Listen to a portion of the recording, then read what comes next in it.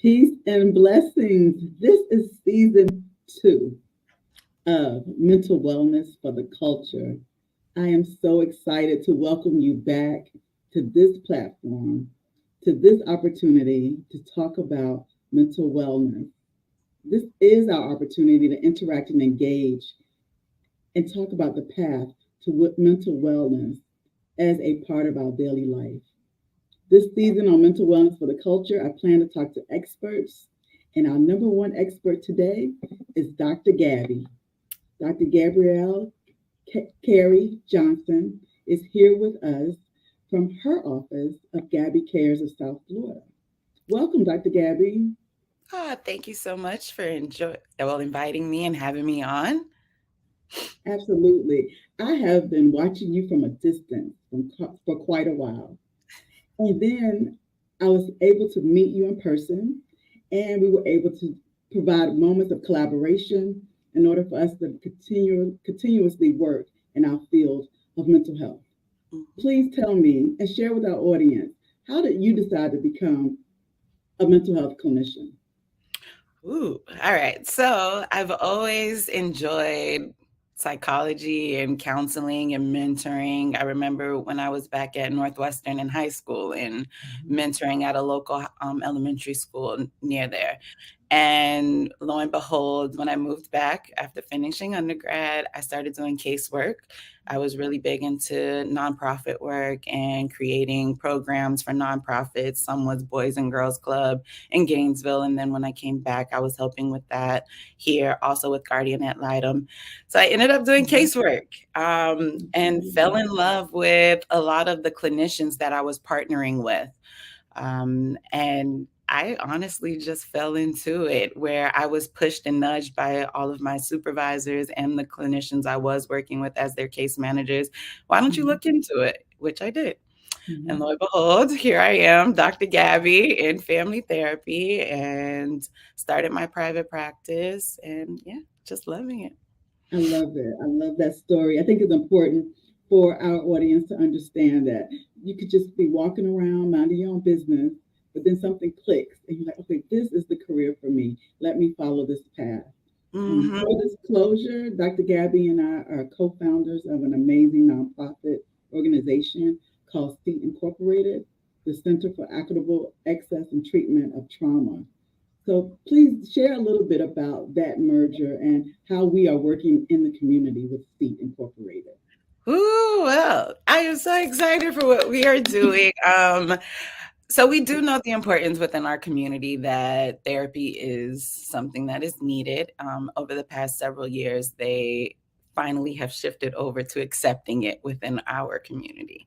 So we were able and blessed with two other women to come together and form SEAT, where we are tackling trauma related. Well, that is our focus for right now, but I'm pretty sure we're going to branch out even more. But our Absolutely. focus right now is tackling trauma within our community, with our families, and providing free mental Free. health services for families and those in need. So our focus is anything as far as if they've been impacted by gun violence, if they've been impacted by just moving a lot due to Mhm. either homelessness or just trials and tribulations within family factors that changes, and if Mhm. one family member is taking over and being the guardian for some family. So a lot of those things, those transitions and adjustments as well. Even if you're dealing Mhm. with domestic violence, Mhm. hey, social media is so prevalent. And if you've been Mhm. exposed to anything via social media, I know I have, I've taken Mhm. moments and breaks from it just because you can get overindulged in it as well. Mhm. So that is kind of our mission. I hope I touched on everything.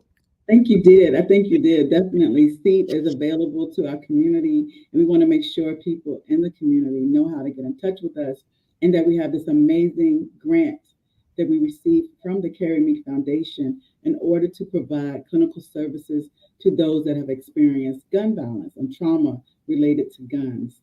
So we Yes. want to make sure everybody in Miami-Dade, from the north to the south, have access to those services. I know you are a huge part of that, and you're making sure those needs are met in the Yeah. community. Yeah. When we think about where we are right now, we're in the holiday season. Mm. I notice lots of people seem to be stressed when they're driving, when they're in the stores. I was in Publix yesterday, and when I tell you, there were children running everywhere and parents trying to catch and kids trying to get away. There Oh were my moments, God. there were elderly people stuck in between. Like, what do I do? Listen, I had one lady because I had my twins in the store, and she just Yeah, said, "Oh, don't worry about it. They're enjoying themselves." And I'm like, "Enjoying themselves? no, they're not. You better get over here. This is not a playground, okay? Exactly, ma'am. Please, little people." So yes, yes, yes. It's a lot. What are some of the pointers you can share with our audience to just manage holiday stress?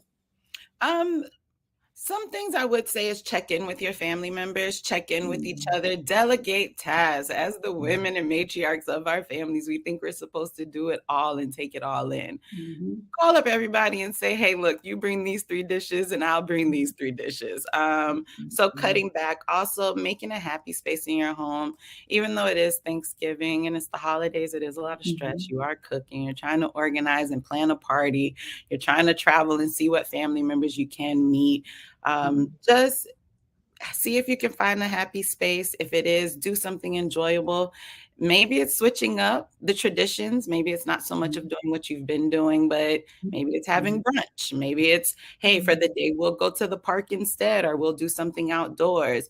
Or even if you're having my twins, they love picnics right now. So it's, hey, we might lay a blanket outside and just have some cookies and Yeah. and a little snack. So just, finding a happy space in your home, if it is just stopping and watching the Thanksgiving Day parade too. Mhm. Another thing is practicing those coping skills. So it is bringing in some other people that can assist with you, delegating Mhm. those tasks, being open to not having control. I know that is one thing, having control over it all. So, Mm. I love that. I love creating a happy space because I think we often overlook that because in the hustle and the bustle of making our home comfortable for everybody that's coming or preparing ourselves to go to someone else for the holidays, we end up forgetting that we can create those happy spaces, those mm, happy moments in our own home. What mhm. do you think we can do, or how can we support those that are experiencing grief and loss during this time that may have recently, in the last year, the last 2 years, have lost someone significant and important, and they're trying to manage the holidays with Uh, that loss in mind? One thing I would say is to honor those ancestors that have transitioned. Find space that you can bring them to this holiday, if you can, if you're open to that. Being honest with yourself about how you're feeling is Mhm. one thing. We try to suppress those feelings and those thoughts and those emotions so much to the point that it boils over.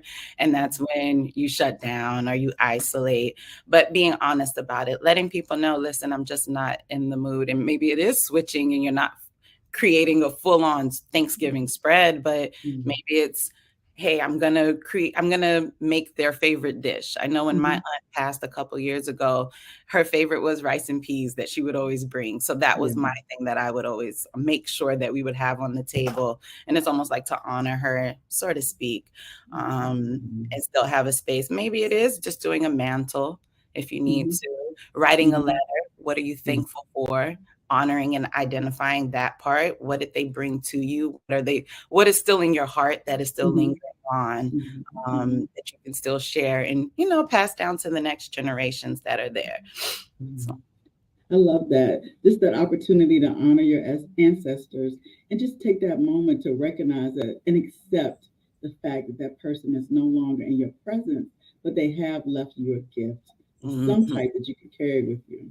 yeah. I was talking to someone recently who was a little unclear as to how she could honor an ancestor that she felt did not treat her well during their Mm, time together. She felt like the person was negative towards her, and although she loved her, she did not like her. mhm. Do you have any suggestions to what we can do if we know we want to honor someone, but we also know that our relationship with that person was not amicable. It was not a great relationship. It was not something that you want to continue, but you have that need to say, well, let me just acknowledge that this person was a part of my life.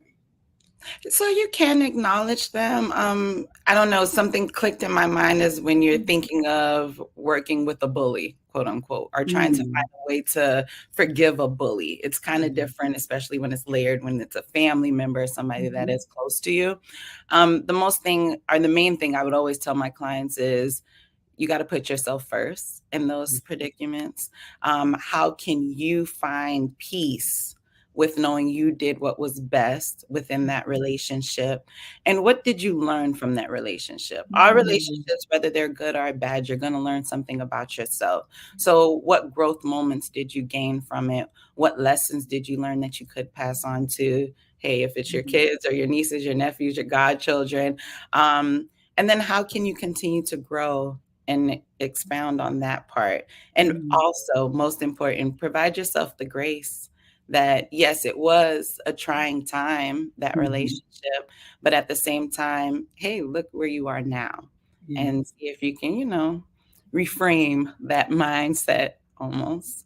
That's perfect. I think that's important because you have to put yourself first, make sure you maintain your peace, acknowledge that you learned something from that relationship and try to figure out what that was. And then definitely put yourself in a position to feel comfortable with that relationship, no matter what it was, and that you can move forward from it. So I think that's important, especially during the holidays. Everyone doesn't have a happy holiday. Nope. There are lots of people that do not enjoy the family gatherings. They're not a part of it. They don't feel like their family is important or significant, or maybe the family has hurt them in some way that has not been resolved. So I think it's important for all of us to always remember that take some time to speak to different individual family members. This is the time to make sure we're on the same page, that people feel acknowledged, they feel like they are a part of the family. And so if someone is distant, just give them a call, send them a card, reach out to them some kind of way. And I have a client that recently she was dealing with that, where the family would all come together, but it was so just, I don't even know what the word, it was just volatile always. That now her and her children, they don't do the family dinners during the holidays. She spends that time going on a vacation. And she's creating new memories and better memories for her and her children. And so they're trying different things instead of the cliche normal stuff. The tradition. So they're making new traditions for themselves. So I love that. She's finding her own way. My Miami, it's a one-of-a-kind combination of bold, vibrant art that's made to be free, to go on stages, walls, or become them. It all leads me to a world filled with warm waters and extraordinary trails. This is when I'm at my best, when I'm embracing my art venturous side. This is my Miami. What's yours? Miami-Dade Transit's Better Bus Network is shifting into gear. This community-led effort creates better access and an improved rider experience with less wait times and more reliable service. The new network provides more frequent and faster trips to more parts of the county, increasing transit access to jobs, education, healthcare, and quality of life. Learn about the new routes and new connections by visiting miamidade.gov/betterbus. I want to talk to you a little bit about pop culture, things that are going on that are trending right now. When you talk about finding your own way, Andre 3000. Oh my gosh. I love it. I love it though. I love it. What are your thoughts about his new project? He is doing him. He is enjoying himself, him and this flute, baby. And I don't know if you've had a moment to listen to it when Absolutely. I say so. I laid outside. So again, the kids love doing picnics. I laid outside staring at the clouds, just listening to it. It is a moment of meditation and mindfulness. It really is. It really is. Yes. And I encourage everyone over the holiday to take some time to listen to at least one song. One song can be about 13 to 15 minutes It of was kind of long, meditation. kids. But it is so worth it. You can listen while you're in the shower, while you're taking a bath. Just put it on while you're fixing dinner. Look, while you're cleaning greens, yes. Right? While you're chopping those greens up. I don't know if you're snapping peas over there. What's going on for Thanksgiving? But put that on. Or if you feel like the room is chaotic and you hear a lot of Yes. fast-paced music, trap music, rap music, and you want to just bring it down a little bit. Yes. That is something that you could play. So I applaud Andre 3000 for his evolution Yes. and allowing us to be a part of that. Mm-hmm. Yeah. So let me see what else is going on in the world that's trending. What do you think about guests coming to your home for the holidays empty-handed? All right. So as a Southerner and a Caribbean person, right, I've always been taught you do not show up to someone's house empty-handed, unfortunately. But but I do understand times are different now and times are hard. Being understanding. Honestly, you don't know where that person is coming from, especially if that relationship isn't as close and tight. You don't know what's going on in their home. To me, I'm just happy that you're able to come over, be amongst the family. If you're there, you're amongst the family, point blank, period, even if you're not actual family, and me being able to just provide. So no, it doesn't bother me. It really doesn't. But the caveat there is, yeah, Southerner. Well, if you can't bring anything, at least do something when you get here. Exactly. So if Help you're set the table. just set the table, you know. So yeah. If you see I'm cooking and my kids need a little bit of support, you know, stay busy, just play with them for a little while so I can finish cooking. Those type of things help relieve stress in the household during Thanksgiving. Everybody can put their hands in and help, all hands on deck, and make sure the holidays, Thanksgiving and Christmas are nice for everyone. So every once in a while, I like to just take these little breaks and just laugh, because I like to remind our audience that laughter is also a part of mental health and mental wellness. Do you have any thoughts on happiness, joy, laughter, creating those opportunities to smile and be with people that make you smile during the holidays? Just in making sure that those affirmations and positive affirmations are coming in. When you do feel yourself getting a little low, I know even with myself, I check in with myself, where I'll take a moment to just breathe. If it is finding a Kevin Hart clip, so you could giggle a little bit, yes, because it definitely is important. Laughter is a cure for a lot of things. Growing up, my dad, if I was sick or not doing well, we would go to Toys R Us. So that was just something that always clicked for me. He'll say, no, let's get out the bed, let's get out the house, let's go. So if it's not, if it's the park or Toys R Us. But yeah, and it circles back to having that happy space in your home. So is it having little books there? Is it just going back and appeasing to your child, your inner child? So if you're blowing bubbles with the kids, you'll never be surprised how just coloring with them and playing with them and getting down to their level, honestly, will help reset you as an adult in those times too. So you are so right. Making sure that inner child is taken care of, especially when we know things can become stressful, is so important. And even if you're in the kitchen, you just make little cookies or something that remind you of your childhood, or something that you wanted to have as a child, but maybe you didn't have. That's healing also. Think about that. No, I didn't have a chance to blow bubbles. No one gave me bubbles. But you know what? I can go to the dollar store. I can buy a 6-pack of bubbles, and I can spend the next hour just blowing bubbles. Blowing bubbles. Yes, and one of my favorite quotes is, be that person that you didn't have as a child growing up. So what does that mean to you? How can the audience relate to that quote? Be that person that you would not.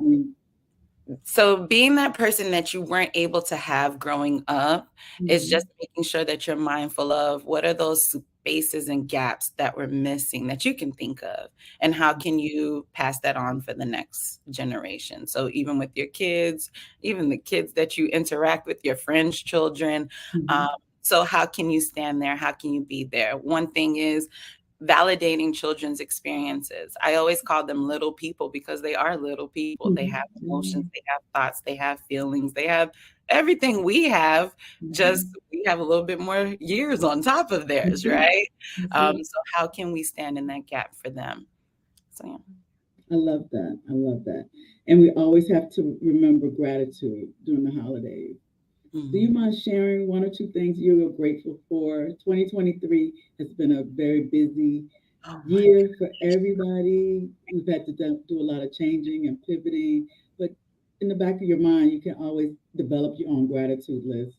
What's one or two things that you can share with our audience that you are grateful for already in 2023? Oh my gosh, this is so when I say this is so kismet, yesterday I said all the days leading up to my birthday, which is the day after Christmas, I said I was going to put down or write down what I'm grateful for.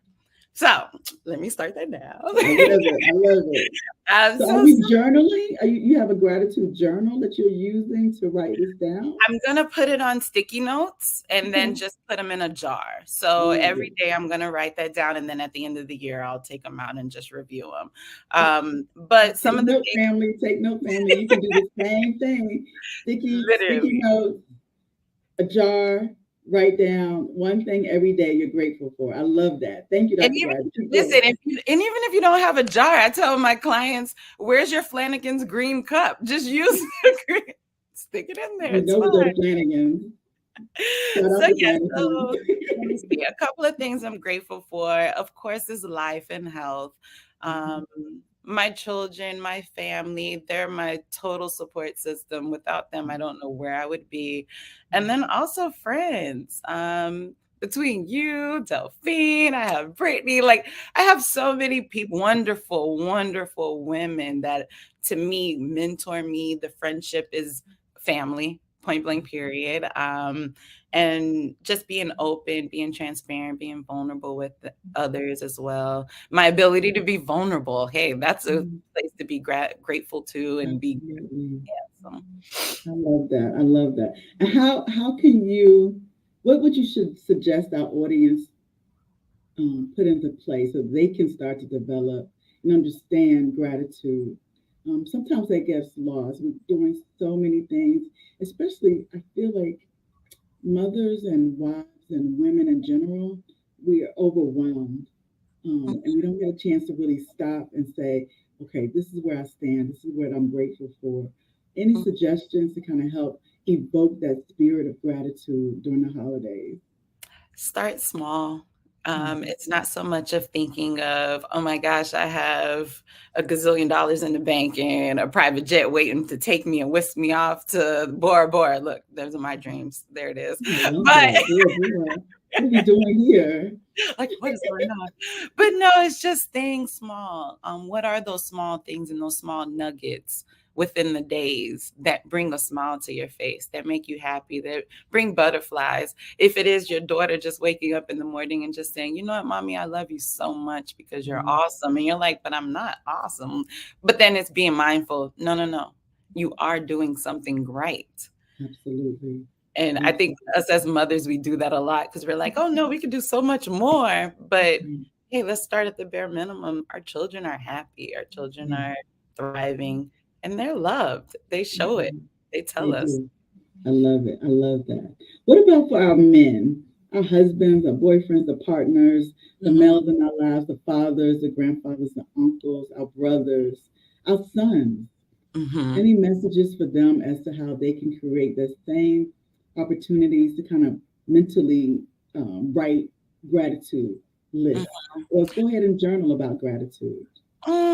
For our men, and those men, they like to keep this cape on, allowing themselves to be open, being grateful that you do have women and children around you supporting you, identifying those positive people, even within their brotherhoods, their friendships. A lot of my male clients, they do value that a lot. where they do reach out to their companions, and I'm loving it, because initially, and even I had one recently that I just started working with, and he said I wasn't taught to be open about stressors and whatever I was going through, because I just had to be the man of the house. But I also think being the man of the house is being open and being transparent and working within that house and pulling everybody together so that, you can handle those stresses and those trials and tribulations together. But yeah, for the men, hey, it's okay to put the cape down and just relax too. It's okay to check in and blow bubbles with your kids as well. Yes, it is. And hopefully during the holidays, we remember to take that time with our loved ones to go outside and blow bubbles and, come off of the telephone, come off of the electronics, come off of the gaming consoles, and just make sure that we have time with each other.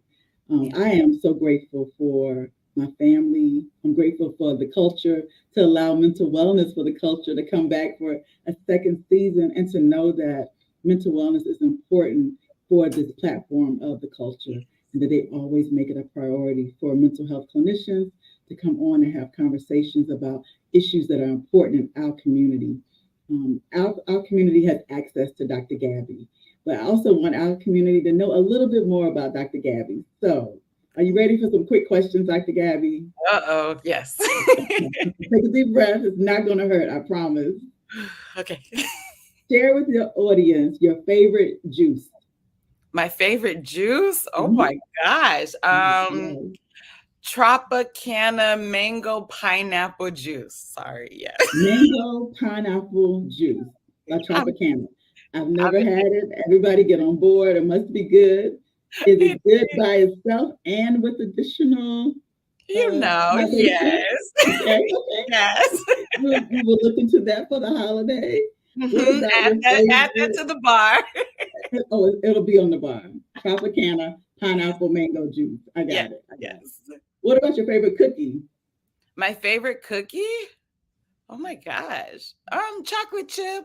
Anything with chocolate chip or any. Oh, wait, pause. What? Panera candy M&M cookie. The Panera. No way. Are you serious?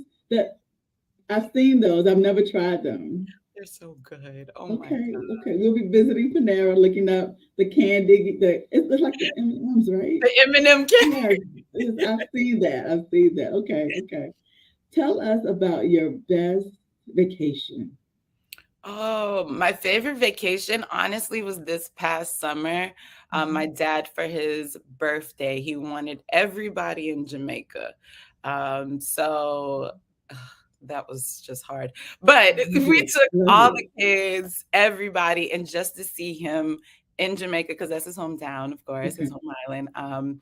Just seeing him with the grandchildren swimming and eating mangoes and going to the rainforest, just all of it was just beautiful. It was wonderful. So yes, that had to be hands down one of my favorite vacations. Yeah. I am with your dad when it comes to going to Jamaica. I don't know what it is, and I'm not a native of Jamaica, but there is something about going to that island and putting your feet in that water. And having mango juice come down your arm all the way to your elbows in that water with those mangoes. I don't know what it is, but it does something to your mind, your body, and your spirit. Yes, and so we are not ambassadors of Jamaica, but if you ask me to go, I will go. I will go, exactly. Yes. Definitely. Yeah. And last but not least, just close us out with something you want to make sure our audience remembers over the holiday. Let's see. Oh, here it is. I got a quote. Anxiety happens when you think you have to figure out everything all at once. Breathe. You're strong. You got this. Take it day by day. I love it. Anxiety happens. Help me finish it. Okay. Anxiety happens when you think you have to figure out everything all at once. Breathe. You're strong. You got this. Take it day by day. Oh, I love that. audience, you're going to have to just hit repeat and play that over and over again to yourself over the holiday. Dr. Gabby has definitely shared some amazing nuggets, some jewels for us over the holiday. Thank you so much. Mental Wellness for the Culture appreciates you for coming on and sharing your work from SEAT and from Gabby Cares of South Florida. We look forward to continuing to work with you and hope you also can enjoy your holidays. Thank you. Same to you. Thank you. Thank you.